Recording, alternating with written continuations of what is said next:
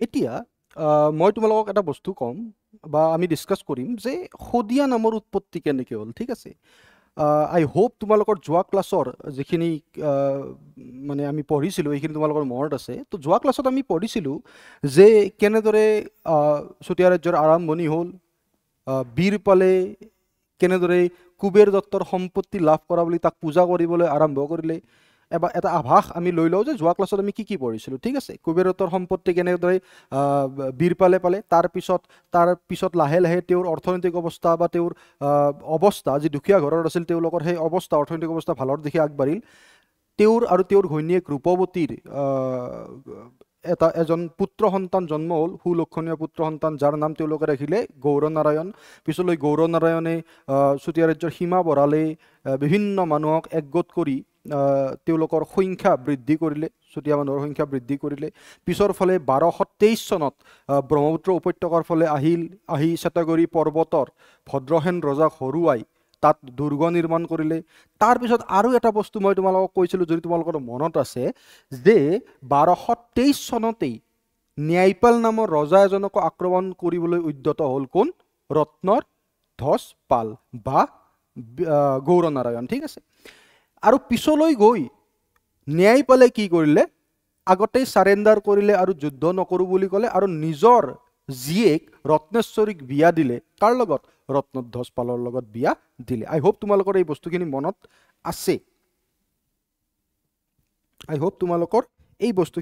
আছে। এতিয়া চোৱা, ৰত্নেশ্বৰী আৰু ৰত্নধ্বজৰ এজনী যদি আমি চাওঁ পিছত, ৰত্নধ্বজ, যদি তোমালোকৰ মনত আছে, মই যোৱা ক্লাছত কৈছিলোঁ যে ৰত্নধ্বজ পাল আৰু ন্যায়পালৰ জীয়েক ৰত্নেশ্বৰী এওঁলোকৰ এজন পুত্ৰ সন্তানৰ জন্ম হ'ল পিছৰ ফালে, ঠিক আছে। যোৱা ক্লাছত আমি তালৈ চাইছিলোঁ যে ৰত্নেশ্বৰীক বিয়া পাতিলে আৰু তেওঁ সোণাগিৰি পৰ্বতলৈ ঘূৰি গ'ল। এতিয়া চোৱা, ৰত্নধ্বজ পাল আৰু ৰত্নেশ্বৰীৰ এজন পুত্ৰ সন্তান জন্ম পাইছিল, আৰু এই পুত্ৰ সন্তানজনৰ নাম আছিল বিজয়ধ্বজ পাল। পুত্ৰ সন্তানজনৰ নাম কি আছিল? বিজয়ধ্বজ পাল। এতিয়া মন দিবা, মই একেলগে এই বস্তুখিনিও কৈ দিওঁ, বিজয়ধ্বজ পাল। এতিয়া চাবা, বিজয়ধ্বজ পাল যেতিয়া বয়স হৈ আহিল, বিজয়ধ্বজ পাল যেতিয়া ডেকা হৈ আহিল, বিজয়ধ্বজ পালৰ কাৰণে বিবাহৰ কাৰণে ছোৱালী বিচাৰিবলৈ আৰম্ভ কৰিলে, বা ৰাজকুমাৰী বিচাৰিবলৈ আৰম্ভ কৰিলে দেউতাক ৰজা ৰত্নধ্বজ পালে। সহজত ছোৱালী বিচাৰি নাপায়, পিছলৈ কি কৰিলে, কমতাপুৰৰ সেই সময়ৰ যে ৰজা আছিল, সেই সময়ৰ কমতাপুৰৰ ৰজা কোন আছিল? কমতাপুৰৰ সেই সময়ৰ ৰজা আছিল নীলধ্বজ। নীলধ্বজ বহুত শক্তিশালী আছিল। নীলধ্বজৰ কন্যা সন্তান বা কন্যা বা ৰাজকুমাৰী এজনীক, কমতাপুৰৰ ৰজা নীলধ্বজৰ ৰাজকুমাৰী এজনীক বিয়া দিবৰ কাৰণে কটকী এজন পঠালে, কথা পাতিবলৈ পঠালে কটকী এজন। কোনে? ৰত্নধ্বজ পালে। ৰত্নধ্বজে যেতিয়া কথা পাতিবৰ কাৰণে কটকী পঠালে বৈবাহিক সম্পৰ্কৰ নিমিত্তে, নীলধ্বজ সেই সময়ত বহুত শক্তিশালী আছিল কাৰণে নীলধ্বজে অপমানিত কৰিলে কাক? ৰত্নধ্বজক। ৰত্নধ্বজ পালক অপমানিত কৰিলে, ক'লে যে মোৰ ছোৱালী বিয়া দিম নে আপোনাৰ ৰাজ্যত, এনেকুৱা ধৰণে অপমানিত কৰিলে।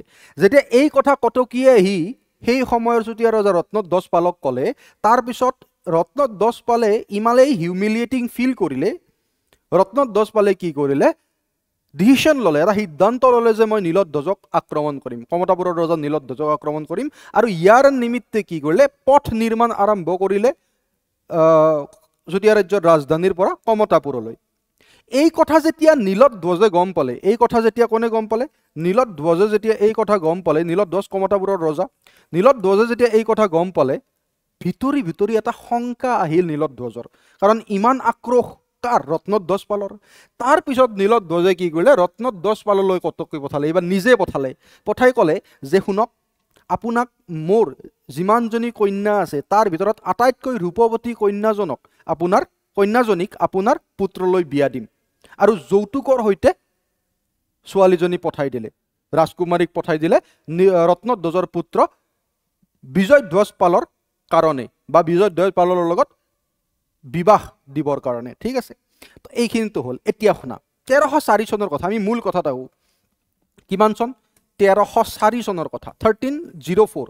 1304 কি হ'ল ভেৰি ইম্পৰ্টেণ্ট ইয়াৰ পৰাই আহিব যে শদিয়া নামৰ উৎপত্তি কেনেদৰে হ'ল ইয়াৰ পৰাই কি আহিব শদিয়া নামৰ উৎপত্তি কেনেদৰে হ'ল চোৱা 1304 চনৰ কথা সেই সময়ত গৌৰ ৰজা গৌৰেশ্বৰৰ লগত ভাল মিত্ৰতা গৌৰদেশৰ ৰজা গৌৰেশ্বৰৰ লগত এটা ভাল মিত্ৰতা বা এটা ভাল সম্বন্ধ বন্ধুত্বপূৰ্ণ সম্বন্ধ গঢ়ি তুলিলে কোনে ৰত্নধ্বজে 1304 চনত গৌৰদেশৰ ৰজা গৌৰেশ্বৰৰ লগত ভাল সম্পৰ্ক বা মিতিৰালি গঢ়ি তুলিলে বা বন্ধুত্বপূৰ্ণ সম্পৰ্ক এটা গঢ়ি তুলিলে ঠিক আছে এতিয়া যেতিয়া বন্ধুত্বপূৰ্ণ সম্পৰ্ক এটা স্থাপন হ'ল তাৰ পিছত কি কৰিলে ৰত্নধ্বজে নিজৰ এজন পুত্ৰক গৌৰেশ্বৰৰ ঘৰত পঢ়া শুনা শিকিবৰ কাৰণে বা লিখা পঢ়া শিকিবৰ কাৰণে থৈ আহিল নিজৰ পুত্ৰ এটা তাতে এৰি থৈ আহিল লিখা পঢ়া শিক্ষাৰ নিমিত্তে ঠিক আছে মিত্ৰতাৰ স্বাৰ্থত বা মিত্ৰতা যেতিয়া হ'ল তাৰ পিছত গৌৰেশ্বৰৰ ঘৰত নিজৰ পুত্ৰ সন্তান এজনক 1304 চনত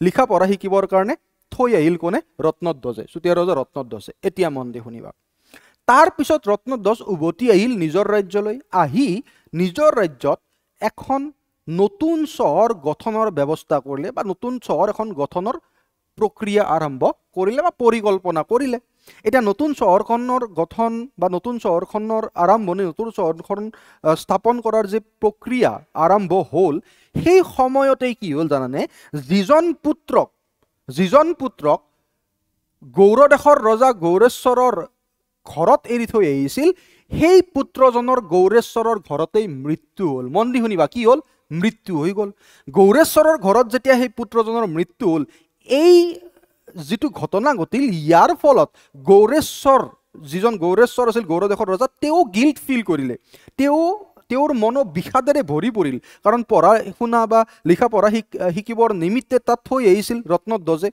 ইমান বিশ্বাসত থৈ আহিছিল তাত যেতিয়া বেমাৰৰ কাৰণে পুত্ৰজনৰ মৃত্যু হ'ল গৌৰদেশৰ ৰজা গৌৰেশ্বৰৰো মন বিষাদেৰে ভৰি পৰিল দুখ লাগিল তেওঁ তাৰ পিছত যেতিয়া এই বস্তুটো ৰত্নধ্বজে গম পালে ৰত্নধ্বজৰো মন বিষাদেৰে ভৰি পৰিল দুখ লাগিল তেওঁৰ অবিয়াছলি নিজৰ পুত্ৰ সন্তানৰ মৃত্যু হ'ব আৰু দুখ নালাগিবনে তো ৰত্নধ্বজৰ ৰাজ্যলৈ গৌৰেশ্বৰে কি কৰিলে গৌৰদেশৰ ৰজাই পুত্ৰ সন্তানজনক একদম সন্মান সহকাৰে যিটো শব আছিল যিটো বডি আছিল শবটো পঠাই দিলে গৌৰ ৰজা গৌৰেশ্বৰে পুত্ৰজনৰ শক্তি ৰত্নধ্বজৰ ৰাজ্যলৈ পঠাই দিলে ৰত্নধ্বজে কি কৰিলে নিজৰ পুত্ৰ সন্তানজনৰ যিটো শব আছিল সেইটো আনি কি কৰিলে তেওঁৰ স্মৃতি জড়িত ৰাখিবৰ কাৰণে পুত্ৰজনৰ শব যিটো আছিল সেইটো যিখন নতুন